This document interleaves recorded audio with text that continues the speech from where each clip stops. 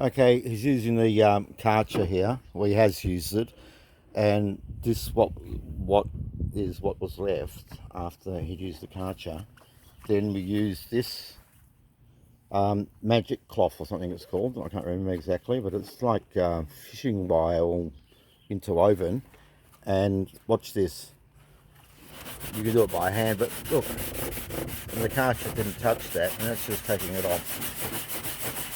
No soap, nothing. Just straight off. Just the things just cut all the loose crap off.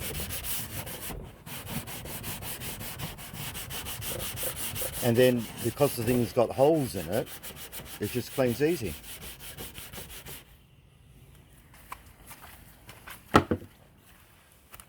Watch this.